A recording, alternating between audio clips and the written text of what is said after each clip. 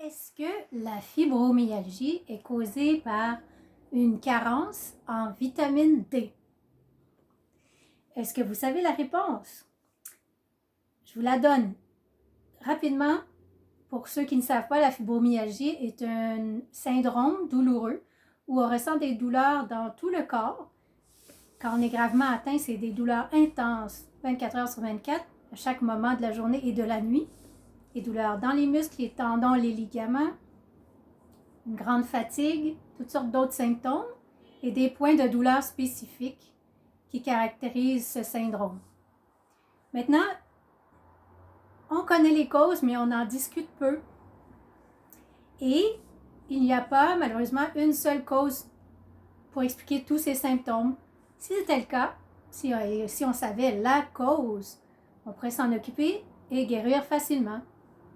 Et pour chaque personne atteinte, les causes peuvent différer. En gros, ce sont des carences, diverses carences nutritionnelles, par exemple, ou carences de sommeil, et aussi des excès de métaux lourds, polluants, des virus qui sont réactivés, de stress. Je vous résume ça vite. Mais la vitamine D peut entrer dans ces causes parce qu'un excès pas un excès, mais une carence de vitamine D est associée à des douleurs musculaires et aussi à des problèmes au niveau de l'immunité qui peut arriver chez les gens qui ont la fibromyalgie et aussi les gens qui ont le syndrome de fatigue chronique, qui sont des syndromes que parfois une personne peut avoir en même temps ou être parfois plus vers la fatigue chronique ou parfois plus vers les douleurs chroniques, donc avoir plutôt un diagnostic de fibromyalgie à un moment et un diagnostic de syndrome de fatigue chronique à un autre moment. Donc, si on revient à la vitamine D, donc c'est associé à des douleurs musculaires, à des difficultés immunitaires, même à la dépression et quoi d'autre aussi, l'anxiété, la fatigue. Tous des symptômes présents, c'est les gens qui ont les diagnostics de fibro ou de SFC, syndrome de fatigue chronique.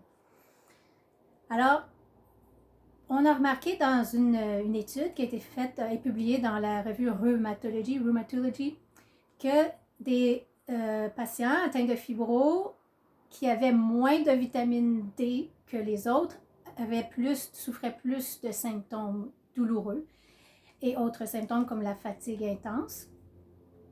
Donc, c'est sûr que pour les gens qui ont ces diagnostics, c'est important de se supplémenter. Et en général, c'est important pour la plupart des gens de se supplémenter. Pourquoi? Ce n'est pas une vitamine qu'on obtient facilement par l'alimentation. On en obtient en fait très, très peu dans notre alimentation.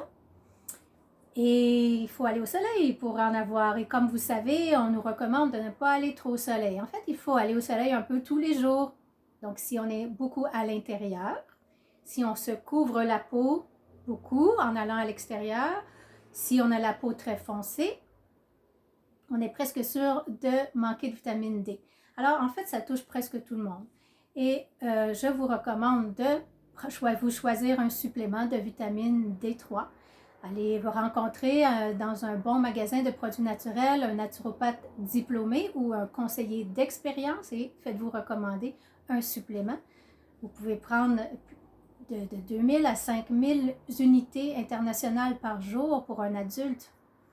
Et puis, bien sûr, pour les gens qui ont la fibro, je vous dis oui, je vous recommande fortement d'en prendre. Vous pouvez faire mesurer aussi votre niveau à votre prochain test sanguin pour voir où vous en êtes, quel est votre taux de vitamine D dans votre sang et pour vous situer, avoir une référence et pour voir peut-être quelques mois plus tard si votre supplément est suffisant pour augmenter vos niveaux de vitamine D3.